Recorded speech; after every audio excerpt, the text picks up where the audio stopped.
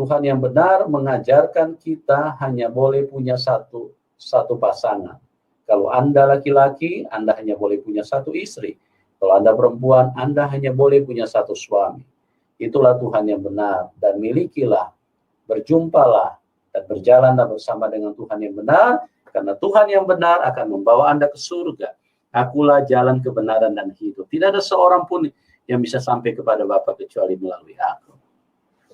Teman-teman, pada malam hari ini kita akan diberkati dengan satu kesaksian yang luar biasa, di mana narasumber pada malam hari ini adalah seseorang yang berlatar belakang. Wow, ya, beliau seorang ustadz. Nah, luar biasa kan? Tidak mudah meninggalkan Islam, ya, apalagi dengan latar belakang ustadz. Ini Anda jangan lewatkan bagaimana kesaksiannya yang begitu luar biasa. Bukan saja hanya mantan ustadz, beliau pernah juara MTQ. Nah, luar biasa kan? Tetapi kuasa Tuhan jauh melebihi kuasa apapun.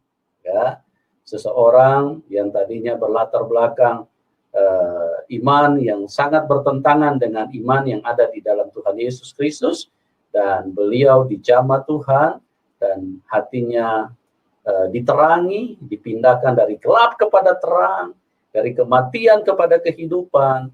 Dan inilah yang akan di-share, akan dibagikan buat kita semua, supaya kita bisa diberkati, dan bagi yang non-Kristen bisa tersadarkan, bisa tercerahkan.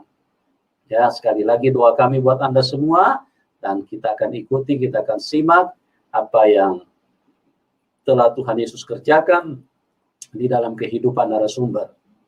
Ya, kita akan sapa dulu narasumber kita karena beliau sudah ada di studio. Oke, selamat malam Bapak Helia. Bapak Helia. Selamat malam. Ya, selamat apa kabar? Malam.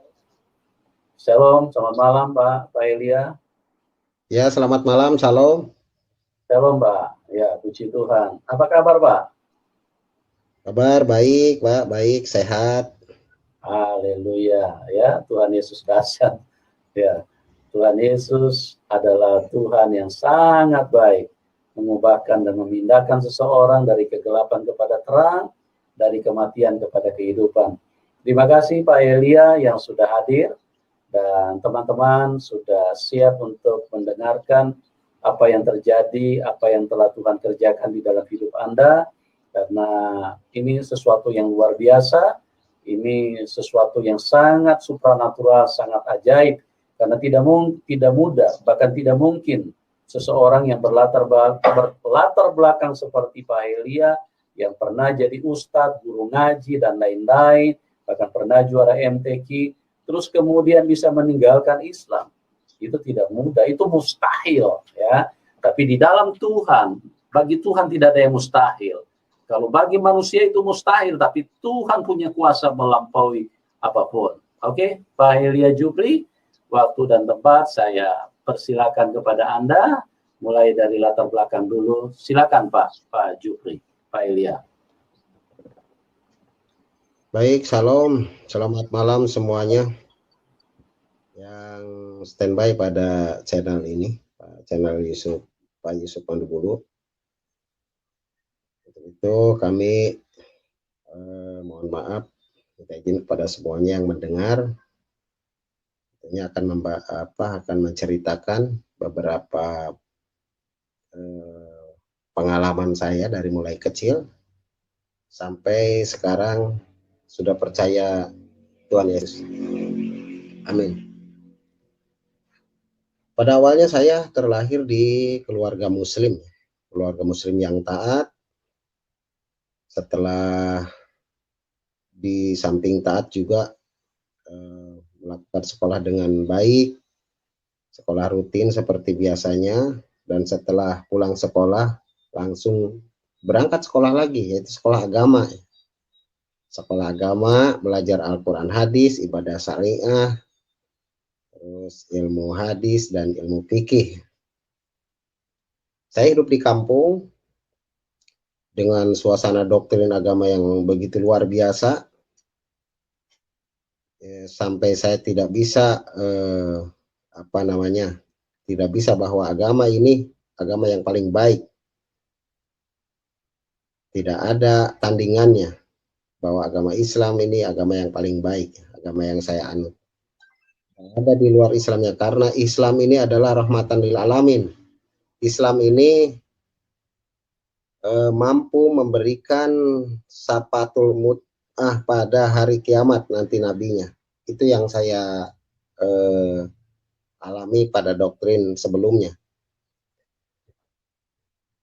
Hidup di pesantren, di lingkungan pesantren Al-Quran. Saya di sini, di sebelah rumah saya pesantren Al-Quran, namanya Yayasan Yapata ya, Yayasan Al-Quran Tufatul Atfal. Saya mungkin santri pertama yang ada di pesantren ini, karena pada tahun itu dibangun belum ada siswanya, cuma saya yang belajar di situ. Kemudian saya sudah beberapa tahun sambil melaksanakan sekolah, sudah beberapa tahun jadi santri, kemudian ada santri baru, saya lah jadi gurunya. Sampai 2-3 tahun saya menjadi guru pesantren Al-Quran, mengajarkan seperti ngaji lagu ya, ngaji lagu, mahrojul huruf, tajwid, dan lain-lain. Dan alhamdulillah saya pada saat itu saya juara kabupaten di sini. Pernah juara kabupaten ya, Kabupaten Subang. Tahun 1992 pada saat itu. Sudah lama waktunya kalau dilihat dari sekarang. Saya terus belajar mengaji dan belajar melatih diri untuk melantunkan, membaca ayat suci Al-Quran supaya didengarnya indah gitu. Dan mendidik siswa-siswa saya untuk mengucapkan atau membacakan ayat suci Al-Quran dengan nada-nada dan irama yang bagus pada saat itu. Dan di rumah pun saya semakin didoktrin agama oleh keluarga. Saya seorang muslim yang taat, tidak boleh juga satu waktu pun meninggalkan sholat, karena satu waktu meninggalkan sholat pun itu hukumannya 10.000 tahun ya, nanti di akhirat katanya. Makanya saya sangat takut sekali meninggalkan sholat. Tapi sudah jelas saya tidak menutup diri bahwa dengan sholat ini kadang-kadang saya bingung juga ya, karena kenapa bisa sih harus seperti itu, seperti kita diikat, setiap waktunya diikat, tidak ada kemerdekaan. Nah, di situ saya mulai berpikir, tapi saat itu saya belum berpikir keras. Kemudian saya tidak pernah meninggalkan sholat satu waktu pun. Bahkan saya dididik ilmu tambahan, yaitu ilmu bela diri, ilmu-ilmu kegaiban dalam mengenal ilmu-ilmu kegaiban, mengenal jin, terus bagaimana berinteraksi dengan jin-jin di sekitarnya, jin baik atau jin jahat. Terus ilmu kontak juga. Ilmu kontak itu seperti ilmu kalau orang mau menyerang, kita cukup tahan napas, orang itu terbanting dengan sendirinya. Nah, itulah ilmu kontak. Ibaratnya saya selain belajar agama, ada ajaran tambahan juga yang saya lakukan pada saat itu. Saya meraih ilmu itu, ilmu-ilmu yang tidak seperti orang lakukan, yaitu ilmu tidak mempan dibacok lah, ilmu tahan ditembak, terus ada silet pun saya makan, tidak masalah, tidak ada apa-apa. Air keras pun dipakai cuci muka dulu pada saat itu. Jadi air keras atau benda-benda tajam tidak kena di badan saya, dengan ritual-ritual khusus ya, dengan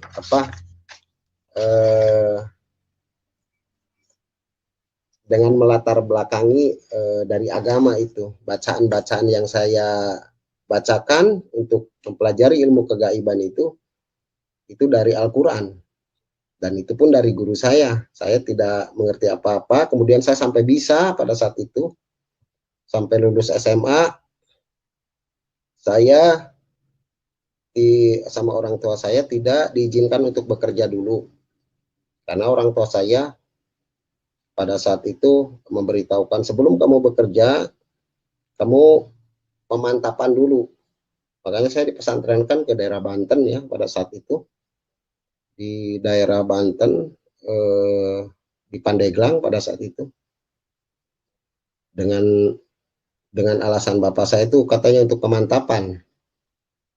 Untuk pemantapan, terus belajar kitab Sapina, kitab Jurumiyah, terus diasah lagi pasal ilmu kebatinan. Jadi belajar lagi ilmu kebatinan lebih dalam lagi. Nah, pada saat itu, setelah saya belajar dalam pertengahan tahun belajar saya, pada saat itu sudah mulai jenuh. Sudah mulai malas-malasan belajar.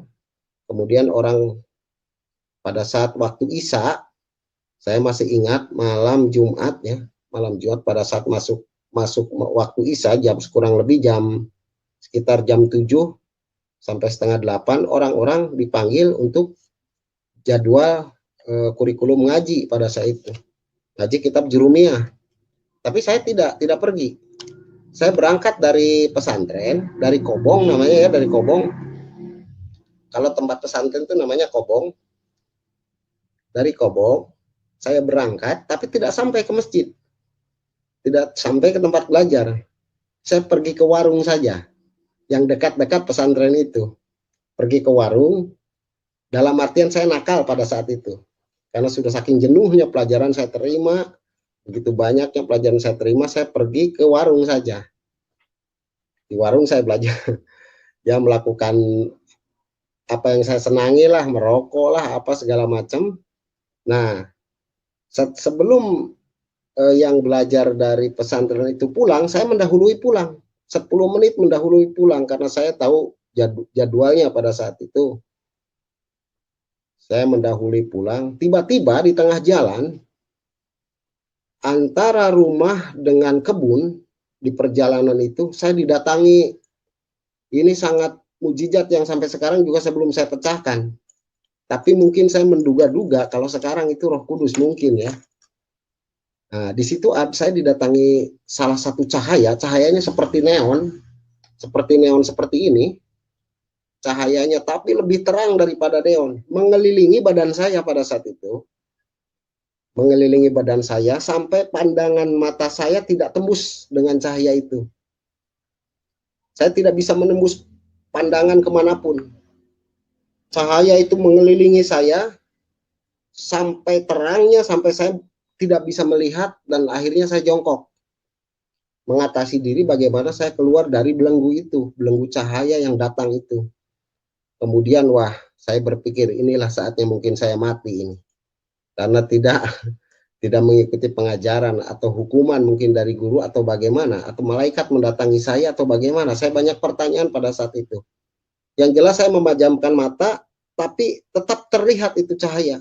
Karena saking terangnya sampai tembus ke kelopak mata, dan saya jongkok. Nah, setelah jongkok saya membacakanlah bacaan-bacaan surat Anas.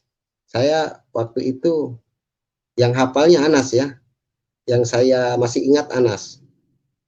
Ya, surat Al-Ikhlas, surat Anas, Qul a'udzu birabbinas, malikinas, ilahinas, keilahian manusia, min syarril waswasil khannas alladzi yuwaswisu fi sudurinas minal jinnati wan nas. Nah, itu saya bacakan.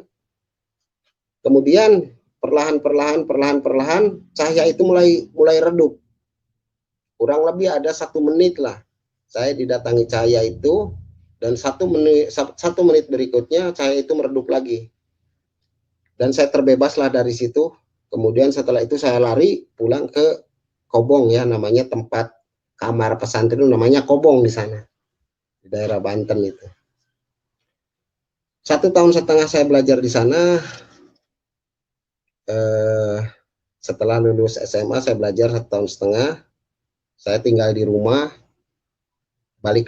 pulang lagi ke rumah, daerah Subang, dengan suasana yang panas, terus suasana di pesantren juga, di rumah juga, karena di sebelahnya pesantren juga.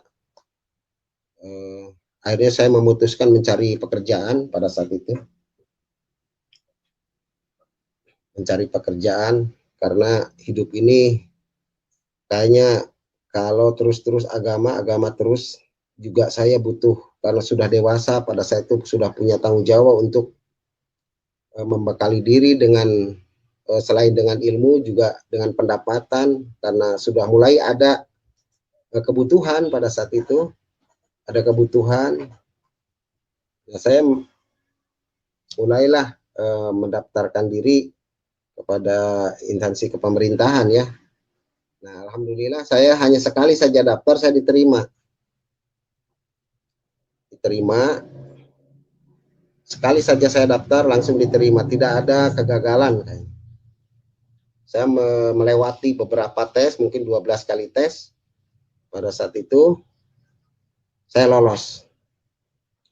Alhamdulillah saya lolos, terus saya berbakti mungkin kepada negara sampai sekarang. Itu dari pada saat itu.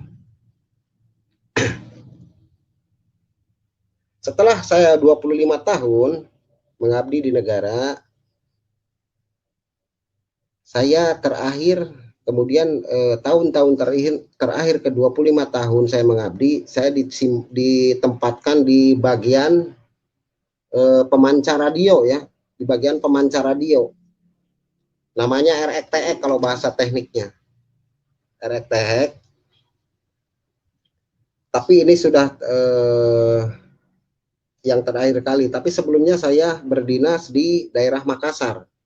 Yang terakhir saya di sini di Bandung, tapi pada saat saya di Makassar, keahlian saya melantunkan ayat-ayat suci Al-Quran itu saya pergunakan, dan saya diuji, ditandingkan pada saat itu dalam saat pertandingan, namanya di Markas Komando Operasi 2, saya dipertandingkan di sana, dan kebetulan saya menjadi juara 1 ya. Juara 1 karena saya membacakan dengan indah, suara saya dengan indah, memakai cara-cara, memakai latihan yang kontinu, mulai bayati, jawab, hijab, sikah, nahawan, dan lain sebagainya. Saya lakukan hal-hal seperti itu sehingga saya mendapatkan juara 1 pada saat itu. Dan saya setelah mendapatkan juara 1, kemudian dipertandingkan lagi di Jakarta ya, yang juara 1 di daerah dipertandingkan di Jakarta, kemudian saya mendapatkan juara lagi, dan saya diberikan hadiah pada saat itu. Hadiahnya itu pergi ke Arab ya, umroh pada saat itu ya, umroh ya, karena tidak bertepatan dengan waktu haji. Jadi mau saya sih pada saat itu saya tidak kepikiran mau umroh ke sana, mau ngapain gitu, umroh. Yang perlu pada saat itu saya kalau bisa diambil uangnya ya uangnya. Berpikir dulu itu begitu, tapi berhubung tidak bisa diambil uangnya, ya saya laksanakan saja ikut umroh di sana. Pulang dari sana, kemudian saya pindah sekian tahun lamanya berdinas di sana. Saya kadang bertanya-tanya karena melihat pada saat itu ada kerusuhan, ada beberapa kerusuhan, saling gereja dibom dan lain sebagainya. Kemudian saya terlintas dalam pikiran saya, kok ini umat seperti ini ya? Kenapa umat saya seperti ini? Sementara umat lain tidak ngebom ini, tapi umatku ngebom yang lain ini. Apa perbedaannya ini ya? Perbedaan pengajaran apa ini? Saya kuasai terus, saya baca-baca Al-Quran, walaupun saya nakal memang, tapi saya tidak terlepas karena saya backgroundnya dari anak pesantren. Saya tidak terlepas dengan Al-Quran. Al-Quran itu selalu dibawa, terus sebagian juga saya hafal juga. Jadi saya selalu membukanya. Ada apa ini di dalamnya? Padahal pengajarannya bagus. Kenapa umat buahnya ini seperti ini? Nah, itu mulai berpikir. Mulai awal 2001 saya pindah ke Bandung. 2001. Saya pindah ke Bandung tahun 2001. Pada saat itu juga kesusahan ekonomi. Sudah hutang juga semakin banyak pada saat itu juga. Saya coba membuka kitab suci lagi, ada apa yang salah dalam kehidupan saya. Padahal saya berdoa, perasaan nggak putus-putus. Halo, Pak Yusuf, masih ada suaranya nih? Halo? Ya, masih Pak, jelas. Lanjut Pak, lanjut. Ya. Nah, setelah itu 2001, 2002 mulai berpikir, ada apa kesalahan dalam kitab ini? Padahal saya selalu menjalankannya dengan baik ini. Menjalankan dengan baik, terus saya mengerti dengan kitab yang saya pegang ini, tapi kok buahnya ini rata-rata seperti ini. Saya mulai berpikir, dari 2002 sampai 2018 itu tidak ada jawaban apapun. Saya selalu memohon, ya Tuhan, kalau ini memang benar, tunjukkanlah kekuasaan-Mu. Saya selalu berdoa di situ. Rubahlah hidup saya ini. Rubah hidup saya, rubah kebiasaan saya. Rubah umat ini kalau memang ini benar. Tapi kesannya saya beranggapan apakah saya berdosa atau bagaimana ya? Kesannya permintaan saya, Tuhan itu tuli sepertinya. Tidak mendengar apa yang saya adukan. Tidak mendengar apa yang saya sampaikan. Padahal begitu lama tahun. Dari mulai tahun 2002 saya berdoa, Tuhan berikan saya penerangan. Kenapa umat ini bisa jadi begini? Pada pelit juga, sudah pada pelit juga. Dilihat dari lapangannya juga, kejadian di lapangan juga, memang buahnya tidak bagus itu. Sementara umat yang lain saya lihat dengan mata sendiri. Umat yang lain tidak seperti umat saya. Wah, ini ada apa ini dengan ini? Saya mulai bertanya kepada Tuhan, tapi Tuhan itu tuli pada saat itu. Tidak tahu Tuhan tuli atau saya memang banyak dosanya ya. Saya kurang mengerti juga pada saat itu. Tapi yang jelas saya sudah sudah menjalankan apa yang diperintahkan Al-Quran itu. Tapi tetap saja Tuhan tidak bisa menjawab, tidak bisa mendengar. Ya, sehingga saya mengalami masa dinas di kepemerintahan itu 25 tahun sampai sekarang, mungkin lebih ya. Saya di dinas terakhir 2018 itu di bagian pemancar radio. Jadi pemancar radio itu seperti BTS HP lah. Tapi ini hubungannya dengan radio voice. Radio data, radio voice, ya, bersangkut paut dengan jaringan komunikasi radio. Saya ditugaskan di situ, saya menekuni ilmu itu. Selain ilmu agama, saya tekuni juga ilmu namanya ilmu komunikasi dan elektronika. Saya tekuni, saya bisa membuat juga repeater, bisa membuat juga alat komunikasi. Bagaimana caranya saya bisa jauh berbicara ini tanpa ada video. Radio ini kekuatannya ini hanya 5 kilo, tapi bagaimana saya kembangkan bisa jadi 2-30 kilo. Saya bisa membuat seperti itu dengan pelajaran saya. Dan puji Tuhan saya di bagian radio itu saya disekolahkan oleh negara, pernah ke Australia. Ke Australia di Air Force Base, di sana disekolahkan dalam kurun waktu di sana beberapa bulan saja. Kemudian saya disekolahkan lagi ke Timur Tengah di sana. Dan dalam kurun waktu tidak lama juga, hanya beberapa bulan saja, kemudian saya kembalikan ke Indonesia, ke sini. Setelah itu, setelah saya menguasai ilmu elektronika dan komunikasi, saya ada salah satu hari pada saat itu saya diperintahkan oleh pimpinan untuk perbaikan alat komunikasi di daerah gunung pada saat itu. Nah, ini awal saya dikenalkannya oleh Tuhan, mengenali Yesus di sini. Saya diperintahkan oleh pimpinan ke daerah gunung. Pada saat itu saya pagi sudah mulai berangkat, berkemas-kemas, saya berseragam, kemudian saya pergi ke gunung sendirian. Setelah itu pekerjaan sudah selesai dan alat itu sudah baik kembali. Saya pulang dari gunung sampai ke kaki gunung itu kurang lebih 2 jam memakai kendaraan roda 2 di salah satu bukit, namanya desanya Desa Sukawana ya. Di Desa Sukawana saya melihat sekitar setengah 6 maghrib ya, setelah 6 sore, saya masih ada di kaki gunung, melihat ada salah satu kerumunan. Yang saya heran, ini kerumunan ini bukan orang ini, bukan orang kita ini, bukan orang Indonesia. Saya sebagai petugas di situ langsung nyamperin ke situ. Saya menyamperin dan menanyakan ada acara apa di sini. Karena saya pada saat itu sebagai petugas menanyakan, ada acara apa Pak di sini? Tapi kebetulan itu orang-orang yang dikerumun di situ itu bukan orang Indonesia semua, rata-rata dari luar negeri itu. Contohnya ada yang dari Vietnam, ada yang dari Amerika, ada yang dari Afrika Selatan, ada yang dari Cina.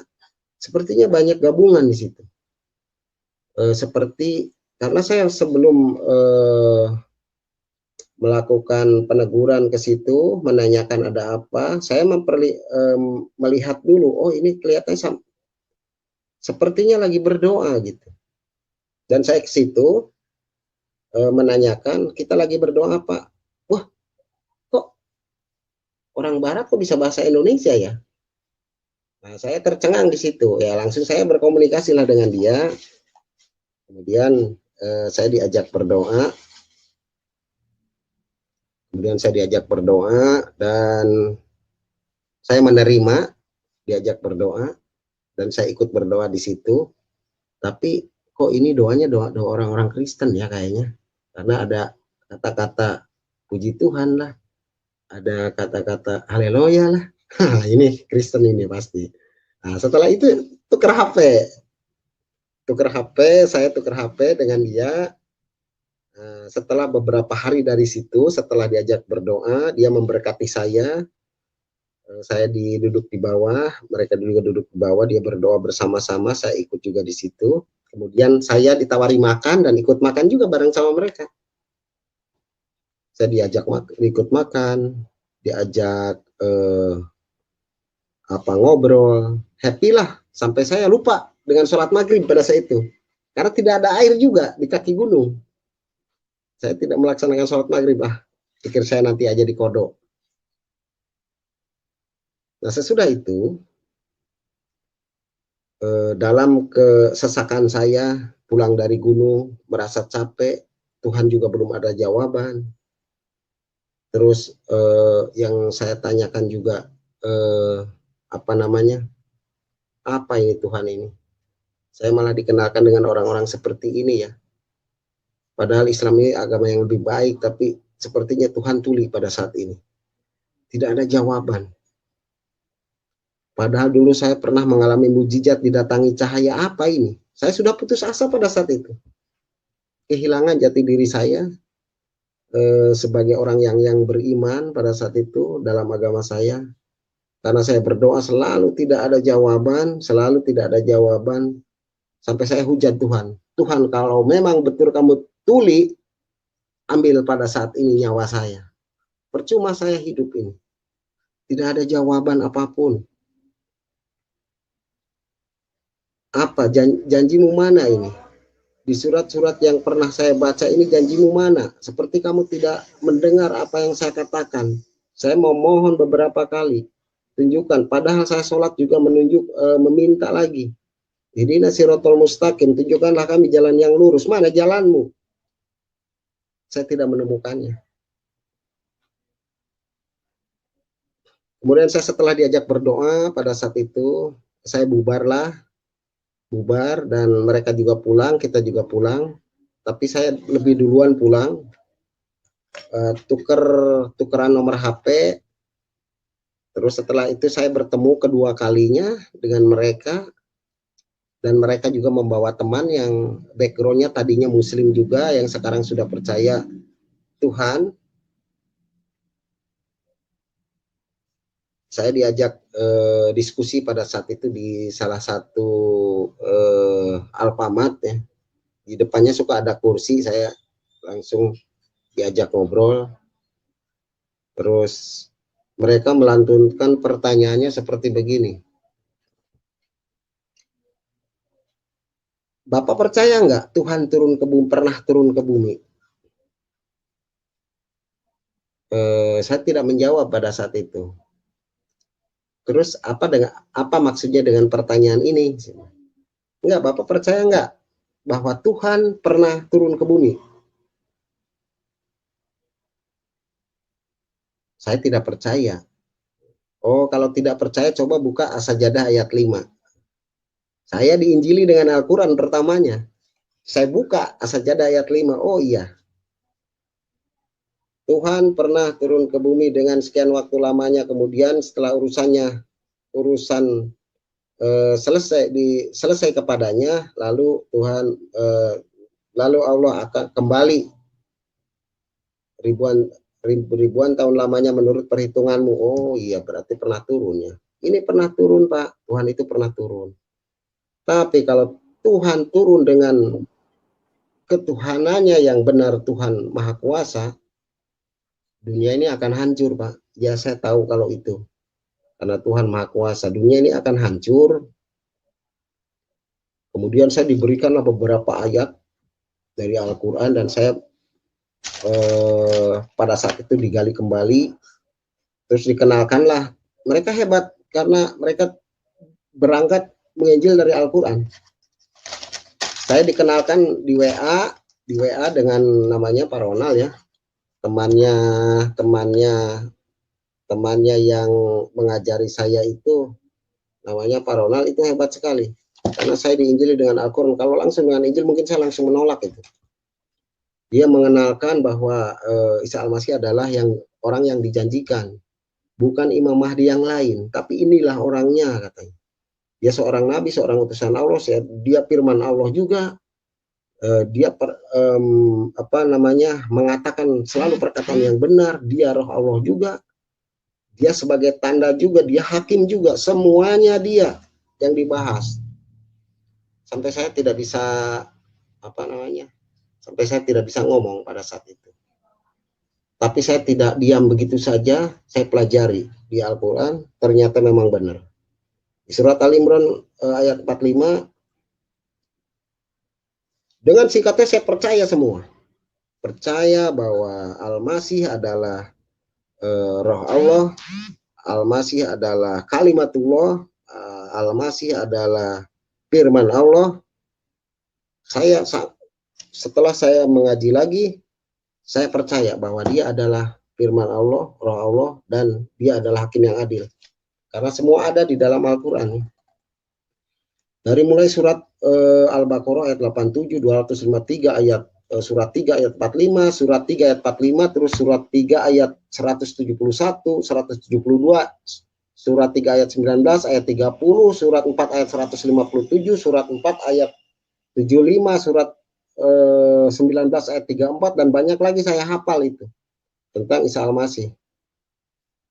Di situ saya mulai tergugah, oh benar, ini kayaknya benar. Tapi yang saya bingung pada saat itu, bagaimana dengan sholat saya? Bagaimana dengan dengan umroh saya? Bagaimana dengan ibadah saya yang lain selama ini? Disitulah saya berkecamuk. 1 minggu saya mungkin memikirkan apa yang saya terima pengajaran dengan otak saya tidak sinkron. Mungkin saya bingung pada saat itu. Kebetulan kalau saya mengaku diri, jujur saya mengakui pada saat itu saya tidak sinkron.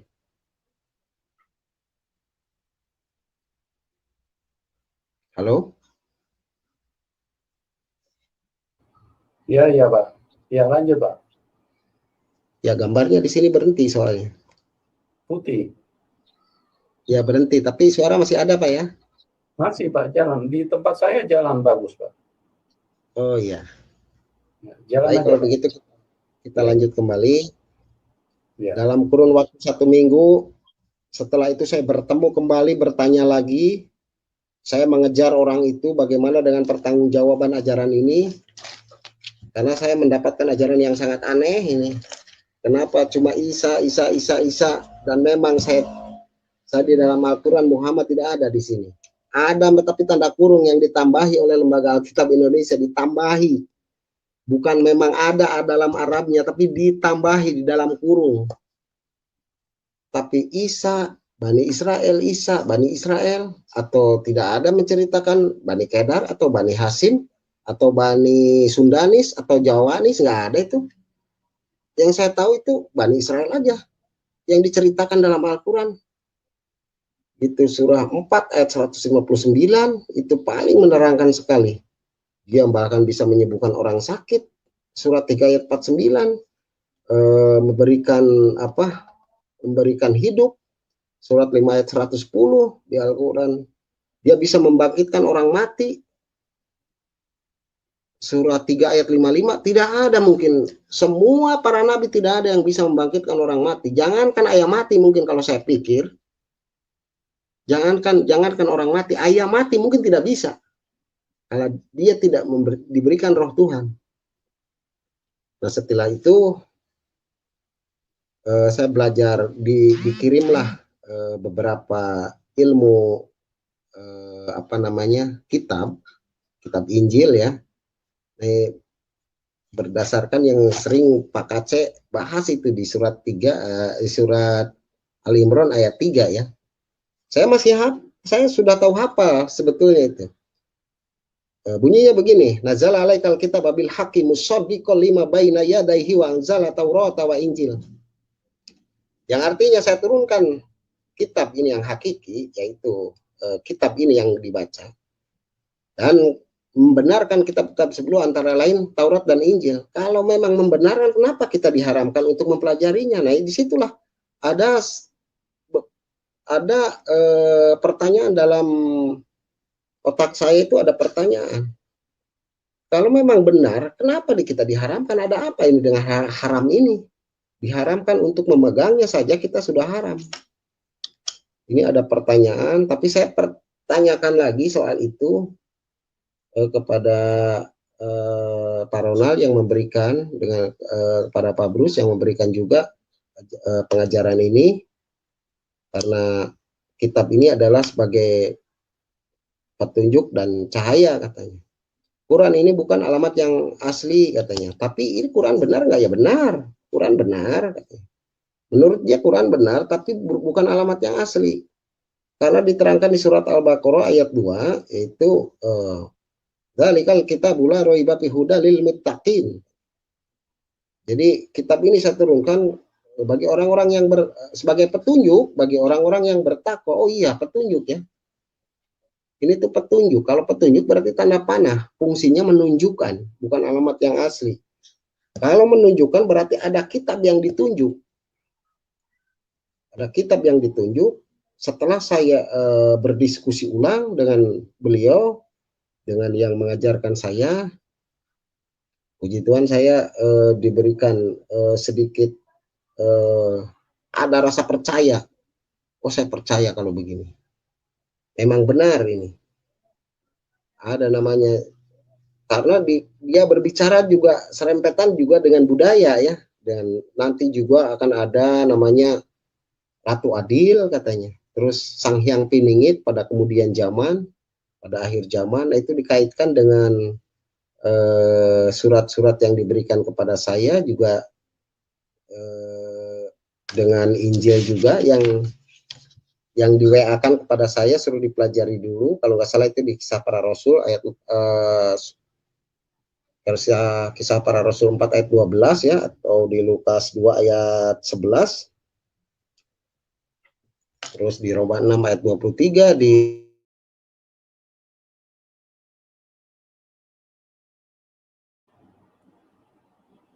ayat 6, dan banyak-banyaklah ayat-ayat favorit ya yang dia berikan kepada saya. Kemudian saya percaya 2018 pada saat itu saya orang yang percaya pada saat itu. Tapi saya belum di sidko. Kalau bahasa Islamnya di sidko. jadi ya dibaptis dan namanya Krishna.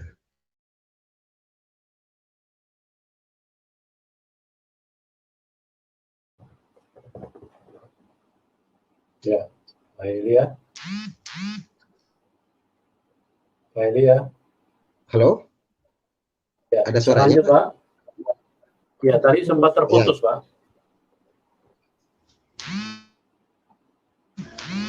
Sempat terputus ya.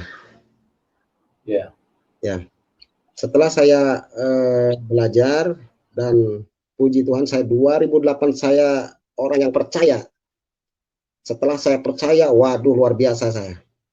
Mengenalkan kepada teman-teman saya, rekan-rekan saya dengan tidak putus asa pada saat itu 2018 mengenalkan. Walaupun saya juga masih banyak pertanyaan dalam otak saya. Bagaimana dengan ilmu Safinah? Bagaimana ilmu Jurumiyah ini? Bagaimana dengan fikih Islam? Bagaimana dengan sholat? Bagaimana dengan Al-Quran? Saya tidak terpikirkan itulah 2018. Biarkan saja dulu, saya tinggalkan dulu. Coba dulu hal yang baru ini. Walaupun itu belum ada jawaban. Nah, nanti jawabannya setelah 2021 bulan-bulan kemarin itu, oh jawabannya ternyata saya menonton YouTube itu jawabannya. Oh ternyata kitab Safinah ini karangan manusia, bukan dari Tuhan. Saya bilang. Itu Pak Aceh, saya nonton di Pak Aceh ya, di waktu Pak Aceh ceramah itu saya kebetulan saja itu membuka. Saya tidak sengaja membuka, tapi kebetulan saya mendengar. Saya buka YouTube, kemudian mendengar itu. Kitab Safinah ini bukan dari Tuhan, tapi dari Syekh Nawawi Al-Bantani, dari Syekh Salim bin Samir, dari Hadramaut Yaman, imamnya Imam Syafi'i. Nih kitabnya katanya. Nah, disitulah saya mulai berpikir keras itu. Oh iya benar. Saya semakin percaya lagi sama Isa Al-Masih, Yesus Kristus. Saya semakin percaya lagi. Setelah itu. Nah, tapi itu kan meloncat ya ceritanya. Nah, cerita yang tadi itu setelah saya di 2018 awal dikenalkan oleh namanya Pak Bruce Walker, terus sama Pak Ronald dan rekan-rekannya, saya diberikan pengajaran. Cuma karena memang saya bingung pada saat itu bagaimana dengan kitab ini yang saya pelajari yang lalu. Kemudian jawabannya pada tahun ini. Nah, pada tahun itu saya memberikan apa namanya pengetahuan saya mengenai Isa Al-Masih kepada rekan-rekan saya. Terus memberikan apa pengajaran keyakinan kepada, ya puji Tuhan saya banyak juga, walaupun saya masih bingung, tapi ada juga orang yang dimenangkan jiwanya oleh saya sampai sekarang ikut juga. Termasuk juga istri saya, termasuk juga rekan-rekan saya, ada beberapa orang ya ini. Walaupun saya pada saat itu masih ragu, bagaimana ini saya belum dengan back yang kuat, tapi saya sudah memberikan pengajaran terhadap orang lain dengan hal yang baru ini. Tapi puji Tuhan benar banyak sekali orang. Bukan hanya di situ, saya kan membangun stasiun komunikasi di Pemancar itu di rumah dengan tower yang cukup tinggi juga. Saya berdakwah di situ, didengar mungkin oleh ribuan orang itu. Tapi ada saja yang ikut. Walaupun saya belum paham itu sebetulnya pengajaran, belum paham pada saat itu. Nah, mulailah di situ saya goyang. Karena keluarga saya mulai menghujat saya. Keluarga saya, kebetulan istri saya juga tidak sepaham pada saat itu. Dan sampai sekarang saya mengalami perpisahan. Dan saya meninggalkan beberapa anak di sana, 4 anak dan ikut 1. Dan setelah beberapa tahun, sampai sekarang saya mengalami hal yang baru, diberikan pengganti oleh Tuhan juga. Walaupun dengan masih agama yang lama, tapi puji Tuhan yang sekarang sudah mengikuti apa yang saya ajarkan, mengikuti Isa Al-Masih, mengikuti Tuhan Yesus Kristus. Karena memang terus terang tidak ada jalan lagi. Kita mau pilih kemana? Ada ayatnya, boleh Pak saya bacakan ayat nih? Boleh, Pak, boleh. Haleluya. Nah, ayat ini tidak ada pilihan. Saya bilang, tidak ada ayat pilihan. Fil badi kanal kalimah, wa kalimatu kana indallah wa kana kalimatullah. Itulah ayat saya. Itu bukan Al-Quran, Pak. Yang artinya seperti begini. Pada mulanya adalah firman. Firman bersama-sama Allah dan firman itu adalah Allah. Tidak ada pilihan. Sudah hanya itu. Tidak ada yang lain lagi. Mau milih kemana lagi? Itu Yohanes 14 ayat 6. Akulah jalan dan kebenaran dan hidup. Tidak ada seorang pun yang datang kepada Tuhannya, kepada Bapa, kalau tidak melalui Dia, Isa Al-Masih. Kalau tidak melalui Yesus Kristus, tidak ada lagi jalan. Kalau bisa saja mungkin saya memberikan penerangan sampai seperti itu. Bisa saja mungkinnya sebenarnya. Tidak ada seorang pun yang datang kepada Bapa kalau tidak melalui aku. Dalam ayat pertamanya, akulah jalan dan kebenaran dan hidup. Bisa saja nabi lain seperti itu juga. Oke lah, nabi lain seperti itu juga. Tapi di kata-kata sambungannya tidak ada seorang pun. Nah, kalau sudah tidak ada seorang pun, mau siapapun berarti. Pada saat itu. Mau siapapun tidak ada lagi. Keputusannya hanya sampai di situ. Tidak ada siapapun yang datang kepada Bapa. Nah, itu yang menguatkan, sangat menguatkan saya, itulah ayatnya. Amin. Terus di Kisah Para Rasul 4 ayat 12 ya.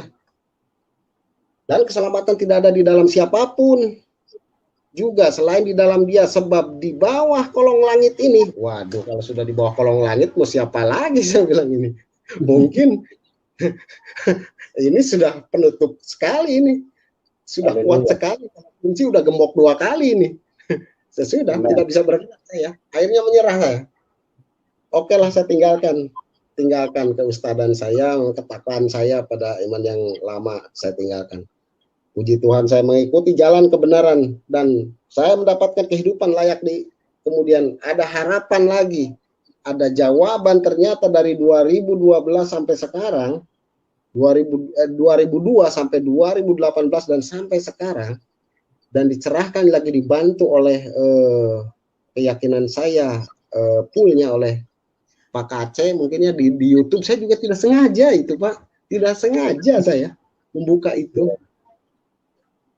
Tapi setelah tidak sengaja itu dibaca langsung, wah, pikiran saya langsung berjalan. Oh, ini berarti benar. Berarti benar ini. Saya bilang, karena kitab Sapina ini memang tidak ada di dalam Al-Quran diceritakan. Sapina, Jurumi ya. Kitab-kitab alat ini hanya untuk membaca. Hanya untuk membaca, membedah Al-Quran. Sementara Al-Quran tidak berkata, banyaknya banyak. Isa Al-Masih situ berkata. Mungkin namanya beda, tapi pelakunya yaitu juga. Cuma kadang-kadang di Al-Quran ada plesetan sejarah di situ. Yang saya aneh, setelah saya membaca Alkitab, ada plesetan sejarah. Nah, itu saya tanyakan kembali kepada Mr. Bruce, dan saya sering ke rumahnya menanyakan dan diberikan penerangan. Kemudian saya mencari pada saat itu, ini yang berkata ini dulu itu kitab kuning itu mana ya channelnya, dicari lagi. Ternyata dapatnya di channel ini. Haleluya. Ternyata di sini dapatnya. Oh, ada ini orangnya sih ini. Nah, di sini saya ikut, Pak.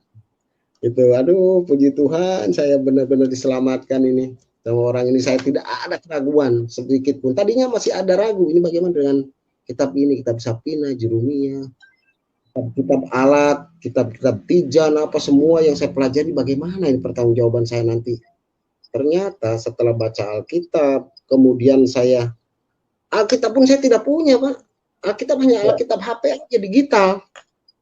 Nah, baru yang dikirim ini. Ya. Nah, yang dikirim ini Pak Rey ini yang ngirim saya. Baru saya baca-baca ini. Iya, Pak. Kita kirimkan biar Bapak paham. Iya. Iya.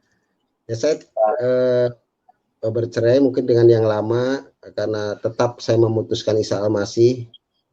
Saya pada saat itu memang sedih. Ya. sedih meninggalkan 5 orang anak, kebetulan ikut 1 sekarang. Saya sangat sedih, dan memang ini harga yang harus mungkin saya bayar pada saat ini, karena saya yakin percaya tidak ada masalah bagi saya. Mungkin nanti Tuhan akan mengganti, ternyata tidak lama kemudian digantikan juga. Haleluya.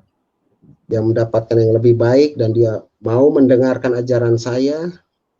Dia lebih baik, lebih cerdas, walaupun mereka agak lebih polos ya Pak ya. Yang kemarin lah polos dia. Saya menikah 2020. Pak Kaci punya mahkota besar ini, Pak Kaci punya mahkota nih. Bisa memenangkan Ustadz ini. Luar biasa. Haleluya. Betul. Keraguan saya yang begitu lama itu, walaupun saya sudah mengerti, sudah yakin, tapi ada ragu dengan kitab-kitab saya itu, kayak kitab kuning yang saya pelajari itu. Selesainya itu diselesaikan oleh Pak Aceh itu, selesainya. Di channel ini saya dapatnya. Iya, puji Tuhan Pak, luar biasa. Nah, setelah itu saya diberikanlah Alkitab mungkin sama rekan Bapak. Ini saya pelajari setiap hari juga, kalau ada waktu senggang saya pelajari, saya mengajak berdoa bareng. Ternyata saya setelah mempelajari ini semua terbebas Pak.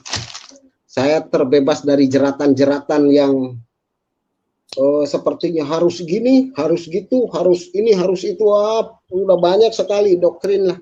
Saya bebas. Sekarang saya jadi orang yang merdeka saya. Jadi orang yang merdeka. Kemudian banyak juga yang menanyakan pada saat ini juga, bukan hanya yang senang dengan saya, tapi setelah saya mengajarkan ini ajaran Yesus ini, banyak sekali orang yang menjauhi saya. Saya tidak ambil pusing, mungkin nanti Tuhan akan mengganti lagi. Amin. Sekali Pak, wah kamu ini iblis ini katanya. Ini ajaran iblis ini, ajaran kafir ini katanya. Ini kalau ajaran kafir sepertinya benar ini, tapi sebetulnya ini setan semua. Wah udah bikin sakit hati lah. Wah itu ajaran, itu kan sudah tahu katanya di Quran, Yahudi Nasrani itu harus diperangi. Kenapa kamu ajarkan ini? Wah, apalagi di sini Pak. Di sini tuh apa namanya ya? Di sini tuh lingkungan mungkin sangat agamis di sini. Iya. Karena di sebelah tembok saya ini pesantren besar ini, Pak. Bayangkan coba. Dan dulu saya gurunya di situ. Bagaimana dengan pertanyaan? Luar biasa. Tuhan Yesus dahsyat, Pak. Tuhan Yesus ajaib. Walaupun saya setelah dengan kitab ini Pak, sehingga saya memahami bagaimana manusia jatuh ke dalam dosa, dari mulai proses kurban agung, terus memahami bagaimana hutang dosa adalah maut, di Roma 6 ayat 23, itu saya memahami semua. Karena kenapa Ismail itu meminta sejarah awalnya kan, Ibrahim itu bermimpi dan untuk menyembelih Ismail, walaupun tidak dikatakan memang dalam Al-Quran Ismail tidak dikatakan. Awalnya memang menceritakan Ishak. Tapi karena doktrin saya percaya aja pada saat itu Ismail. Tapi setelah membaca kitab ini Pak, baca kitab ini saya sudah tidak percaya lagi doktrin-doktrin yang nggak karuan. Yang jelas saya berdasarkan ayat. Berdasarkan ayat, karena walau bagaimanapun akademis yang menentukan, karena ini bapak-bapak gereja mungkin ini yang bukan orang-orang sembarangan ini. Iya. Tulis di sini, sehingga saya harus mengimani, dan memang tidak ada kejanggalan.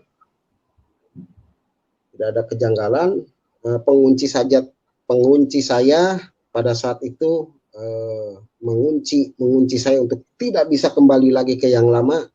3 ayat Pak, 3 ayat. Yahya 14 ayat 6, Kisah Para Rasul 4 ayat 12, Matius 11, Matius 11 ayat 28, 29, 30. Terus sama Lukas 2 ayat 11, mungkin itu yang saya pahami untuk mengunci saya. Hari ini telah lahir Kristus Tuhan di kota Daud. Lukas 12 ayat 11. Ya, itu. Saya Ya. diberikan juga sama mereka bukunya, Pak. Ya. Nah, ini. Oh ya. Nah, ini diberikan hadiah sama Bapak Mister itu. Saya pelajari juga, walaupun belum sampai semua ini pelajari. Makan waktu juga. Waduh, sekarang saya kan pada saat dinas dulu, Pak. Saya awal-awal memahami mengajarkan ke orang lain Isa Al-Masih.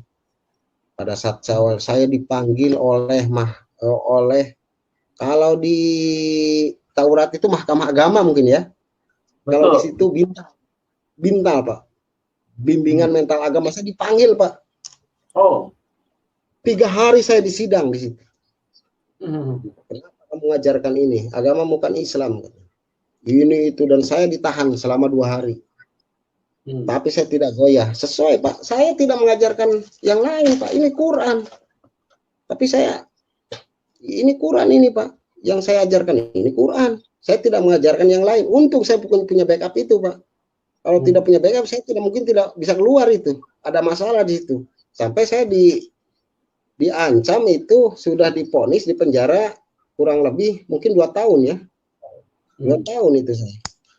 Sudah divonis, saya berdoa kepada Tuhan, bagaimana ya Tuhan, dengan ini saya mengabarkan ini demi kamu, kok malah saya jadi bermasalah. Pertamanya saya di situ awalnya, tapi waduh, puji Tuhan, luar biasa. Ada mujizat itu, Pak. Tiba-tiba ada bekas komandan saya melihat dan kemudian tersentuh hatinya dan dia langsung bantu. Tidak bisa ini, anak ini diadili secara begini, tidak bisa. Harus dibuktikan dulu keadaannya, harus dibuktikan dulu apa dia bercerita apa. Kalau dia bercerita kitab yang lain boleh, katanya. Ini dia bercerita kitabnya, apa yang salah dengan dia?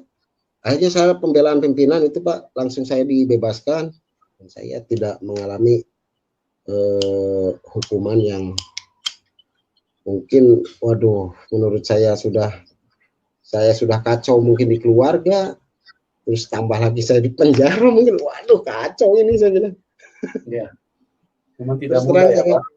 Tidak mudah, meninggalkan Islam itu tidak mudah. Ya, tidak mudah, Pak. Ya. Sangat tidak mudah, ada harga yang harus dibayar memang. Tapi apa keuntungan saya? Memang secara ekonomi saya sangat kurang sekarang. Sangat kurang, untuk makan pun kadang ya namanya juga ya hidup lah, tapi saya syukuri saja apa yang saya makan. Saya bersyukur sekali, saya sudah mendapatkan ketenangan, sudah mendapatkan pengertian yang bagus, mengerti jalan Tuhan. Oh, ternyata maunya Tuhan tuh begini. Saya sudah mengerti, dan sampai sekarang pas saya menginjil di radio, kadang-kadang di jalan, kadang-kadang saya ketemu rekan, saya bahas budaya dulu, setelah budaya baru masuklah ke dalam pokok permasalahan. Kadang-kadang saya mengikuti alur ceritanya dia dulu, baru saya sedikit-sedikit gitu. Dan banyak juga jiwa-jiwa yang ikut kepada saya. Alhamdulillah, nanti mungkin ya Tuhan, nanti tanggal 29 saya mengadakan kumpulan nanti, Pak. Saya akan memberikan pencerahan kepada pengikut-pengikut yang saya ajarkan. Mungkin ada beberapa rekan, tidak banyak sih. Tapi puji Tuhan, Tuhan memberkati. Nanti akan kumpul semua. Semoga nanti tanggal 28 akan saya berikan penerangan sambil makan-makan, Pak, santai. Oh, haleluya, haleluya. Ya. Nah, yang mungkin yang saya belum begitu paham itu, mungkin kalau proses kurban, memahami hutang dosa, terus dan sekarang mungkin kalau di radio saya itu banyak sudah membangun komunitas ini, kurang lebih sudah 200 orang mungkin pengikut saya, Pak, dari berbagai macam kalangan. Kalau butuh pembekalan, Pak, kami bersedia kok, Pak, untuk ini, untuk membekali supaya ya, mereka ini dikuatkan dan mereka semakin diteguhkan dengan apa yang Bapak sampaikan gitu. Iya, mudah-mudahan, Pak, karena saya kalau saya menginjil, saya buka dulu pakaian dinas saya pakai pakaian biasa saja, menghampiri mereka. Saya dulunya yang mungkin waktu saya di Timur ya, saya main tembak dulu itu. Pokoknya tidak ada yang lain, yang di depan saya musuh ya saya tembak. Urusan belakangan, urusan orang lain mati ya itu bukan urusan saya. Yang jelas saya sesuai dengan perintah dulu seperti itu. Tapi sekarang saya harus memperbaiki diri dengan kasih. Saya harus memperbaiki diri dengan bagaimana Tuhan memaafkan saya kalau saya tidak memaafkan orang lain. Bagaimana Tuhan bisa memberikan saya rezeki kalau kita tidak bisa memberikan rezeki terhadap orang lain, walaupun cuma berupa ilmu, Pak. Kalau berupa harta mungkin saya tidak punya. Berupa apa saja yang saya bisa bantu. Saya lumayan banyak pengikut menurut saya ya, kalau menurut orang lain belum banyak ini. Tapi dengan keringat susah payah saya segitu udah lumayan, Pak. Udah lumayan. Luar biasa. Padahal itu yang saya berikan setiap ketemu orang, tapi hasilnya kadang-kadang nol. Aduh, sedih sekali saya pulang. Saya bercerita panjang lebar, akhirnya cuma dicaci, hadiahnya cuma dicaci. Anjir, ini gimana ini? Gak apa-apa, Pak. Itu di mata manusia kan memang kelihatannya tidak ada hasilnya, tapi di mata Tuhan apa yang Bapak bagikan itu sesuatu yang tidak ternilai, Pak. Karena yang Bapak bagikan itu kebenaran. Yang Bapak sampaikan itu adalah tentang berita tentang Tuhan. Jadi jangan kita dipengaruhi dengan hasil yang kita saksikan, tapi apa yang kita sampaikan itu adalah sesuatu yang sangat sangat berharga di mata Tuhan, Pak Elia. Iya. Ada pernah saya menginjili salah satu orang, kemudian orang itu ya ilmunya sih tidak ustadz banget, cuma memang adalah sedikit ilmunya. Dia pada saat keluarkan Al-Quran, saya masih bisa layani kalau keluarkan Al-Quran, karena saya juga awalnya juga dari situ. Saya tahu proses kemana dia larinya. Begitu dia mengeluarkan yang saya tidak bisa layani itu, bukan dengan akademis, Pak. Kadang-kadang yang di seberang sana itu, yang di sebelah sini nih, sebelah rumah saya, itu pakai katanya, itu pakai kitab katanya, saya sudah bingung sendiri itu kadang-kadang. Kata ini, kata itu, katanya, wah ini. Kalau pakai Quran saya masih bisa jawab lah. Ada ya, tetapi kalau pakai katanya, kata ini, kata itu, wah ini kitab katanya membahayakan, kadang-kadang buntu juga saya ini. Ya memang begitu. Jadi banyak hal yang kita kita dapatkan apa yang kita jalani selama ini. Jadi kita lihat bahwa seseorang yang berjumpa Tuhan Yesus itu ada perubahan yang luar biasa. Kalau dulu Pak Elia Jupri bertindak secara manusiawi, tapi sekarang bertindak dengan kekuatan Tuhan, kasih yang keluar, ya. Jadi segala sesuatu itu dengan belas kasihan, dengan tujuan ingin menolong, menyelamatkan, merangkul, sekalipun hasilnya mungkin dicaci, mungkin dimaki, mungkin dihina, tapi tetap karena belas kasihan Tuhan keluar dari dalam hati kita. Berbeda kalau orang ketemu dengan Tuhan, ya. Kalau orang tidak ketemu dengan Tuhan, emosional yang keluar, sedikit-sedikit mau tumpahkan darah, ya itulah menunjukkan bahwa manusia itu dikuasai kuasa kegelapan. Jadi haus darah, jadi kepengen selalu tidak bisa terima, bawaannya emosional, sumbu pendek, gampang sekali menyala gitu. Kita bersyukur ya Pak Elia Jupri ini mengalami kuasa Tuhan yang luar biasa. Silakan Pak, masih ada yang Bapak mau tambahkan? Luar biasa. Ya, saya menambahkan beberapa detik lagi mungkin. Saya menyatakan mungkin pernyataan saya pada kesaksian ini, saya benar-benar diberikan kuasa kehidupan. Dari mulai awal sudah diberikan bocoran ya, dari mulai pesantren dulu tahun 91, 92, Waktu saya di pesantren udah didatangi, saya dikelilingi cahaya, mungkin itu penjamahan pertama, cuma karena saya belum mengerti pada saat itu. Kemudian 2002 saya mulai berpikir, kemudian jawabannya 2018 dan dikuatkan tahun ini. Ya puji Tuhan, semua saya sama istri juga sama anak yang pertama ini sudah percaya. Oh, haleluya. Rekan-rekan yang lain yang ikut saya, semoga kita doakan imannya lebih kuat lagi. Tidak, kadang karena sudah banyak sekali yang sudah ikut Pak, kemudian dia malah keluar dan mencaci maki saya, banyak sekali. Dan ini malah teman-teman dekat saya gitu. Aduh, saya sedih itu kadang-kadang. Aduh, kenapa orang itu saya berikan firman Tuhan malah bahasa-bahasa binatang kadang-kadang keluar gitu. Aduh, nggak habis pikir, tapi ya udahlah, sabar aja. Mungkin ini harga yang harus saya bayar ini, walaupun pedih hati saya itu, pedih. Iya. Memang mempertahankan.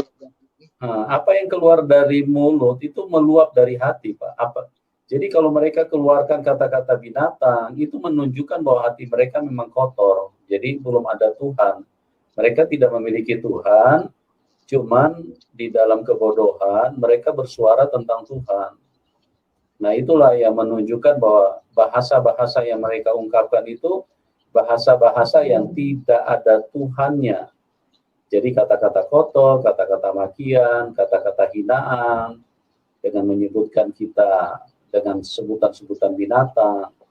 Itulah Pak ciri-ciri orang-orang yang tidak bertuhan, tapi ngaku-ngaku bertuhan, karena mereka dibodohin setan, Pak. Ditipu sama setan, seolah-olah mereka bertuhan, padahal setan lah yang menggerakkan mereka gitu. Jadi sabar aja Pak, sukacita aja, karena apa yang Bapak sampaikan itu tidak sia-sia, tidak sia-sia. Seperti ini kita berbagi di YouTube ini ada ribuan Pak orang yang dijamah Tuhan, bahkan tidak sedikit ada ustadz-ustadz yang bertobat, termasuk salah satu ini Pak Helia Jupri gitu loh. Jadi tidak sia-sia Pak, apa yang kita taburkan. Memang kalau yang kena diikat sama setan, tetap aja mereka ini ngotot, tetap aja mereka istilahnya menyangga, membantah, mutar-mutar kayak di padang gurun, kayak kipas angin. Tapi tidak jarang Tuhan menjamah yang orang-orang yang istilahnya yang berkompeten di dalam agama, seperti ustadz. Nah, termasuk Bapak salah satu, dan Bapak bisa memenangkan ratusan orang. Jadi dari sehari ke sehari ini banyak sekali orang yang dijamah Tuhan, yang dipindahkan dari gelap kepada terang. Ya begitu Pak, silakan Pak kalau Bapak masih mau tambahkan sebelum kita masuk diskusi dengan teman-teman. Ya, penambahannya mungkin tidak banyak dari saya. Ya, itu kesaksian saya itu adalah saya nyatakan benar apa adanya. Saya tidak menambahi juga tidak mengurangi. Ini kesaksian yang sangat saya pertanggungjawabkan, dan ini benar adanya. Saya memang bisa dites lah. Kalau untuk mengaji lantunan-lantunan ayat suci Al-Quran seperti Nanang Qasim Muammar, saya bisa. Iya. Itu apa? Iya Pak. Dari kita kalau belajar ini ngaku-ngaku katanya boleh dites. Boleh dites. Ya. Seperti seperti Yohanes 1 pasal 1 ya.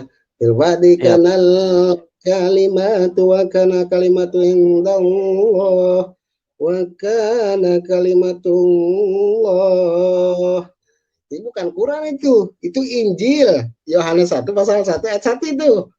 Ya, pada mulanya adalah firman bersama-sama dengan Allah, dan firman itu adalah Allah. Nah, itulah Pak artinya. Nah, sebetulnya kalau mau jujur ya Pak, kalau mau jujur ya teman-teman yang suka ngetes itu, mereka tuh kalau dibilang istilahnya logikanya jalan, dari cara orang bicara saja itu tidak bisa dibantah kalau orang itu karang-karang bohong-bohong.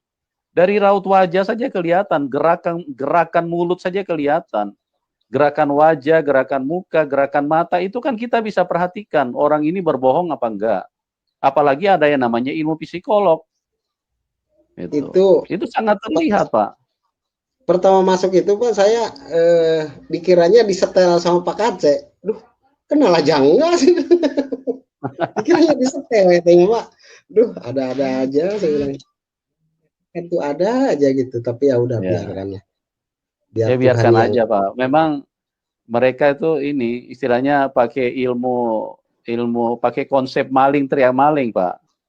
Jadi biasa ada mereka yang melakukan kesalahan, tapi mereka teriakin orang lain yang maling gitu.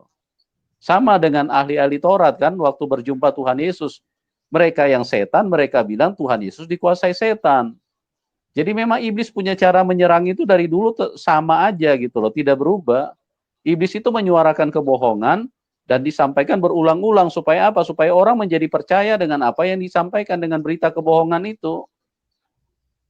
Nah, kita jangan terpengaruh, Pak. Biarin aja mereka mau bersuara sampai urat leher mereka putus juga, biarin aja. Yang penting kita merasakan kasih Tuhan dan kita terus bersuara supaya apa? Bukan untuk orang Kristen bertambah banyak, tidak. Supaya sebanyak mungkin orang yang mengalami kasih Tuhan, yang diselamatkan pulang ke surga. Kita tidak ingin selamat sendiri, kita ingin supaya semua manusia selamat. Gitu. Begitu Pak Helia Jupri ya. Terima kasih Pak atas kesaksiannya, luar biasa ya. Kita nggak menyangka ada beberapa ustadz yang dijamah Tuhan lewat YouTube ini, sehingga mereka dengan tegas meninggalkan keimanan mereka, meninggalkan agamanya. Cuman memang sebagian besar mereka memilih untuk tidak mau tampil karena memang konsekuensinya seperti yang Bapak tahu sendiri, meninggalkan Islam ini kan tidak mudah, Pak. Waduh. Gitu. Sangat tidak mudah karena konsepnya kondisinya taruhannya itu nyawa. Dipanggil itu juga harga yang iya. Dipanggil sambil mau di penjara apa segala macam. Aduh. Ini keluarga juga ditinggalkan. Anak-anak juga ditinggalkan, Pak. Aduh. Tapi ya mau bagaimana lagi gitu. Saya memang ikhlas lah dalam hal ini, ikhlas ya. Karena saya iya benar, Pak. Iya. Puji Tuhan ya, tapi Bapak percaya Tuhan Yesus itu luar biasa. Kalau Tuhan berkenan, nanti anak-anak Bapak pun juga bisa dijamah Tuhan ya. Tapi kalau memang mereka bukan orang pilihan Tuhan, ya nanti Tuhan gantikan dengan Bapak akan ketemu banyak anak-anak rohani yang Bapak selamatkan, Bapak pimpin mereka, Bapak bimbing mereka, supaya mereka bisa masuk dalam kerajaan surga, Pak. Oke, teman-teman, kita akan segera masuk di dalam ruang diskusi. Bagi Anda yang mau masuk, silakan linknya kami taruh di live chat ya.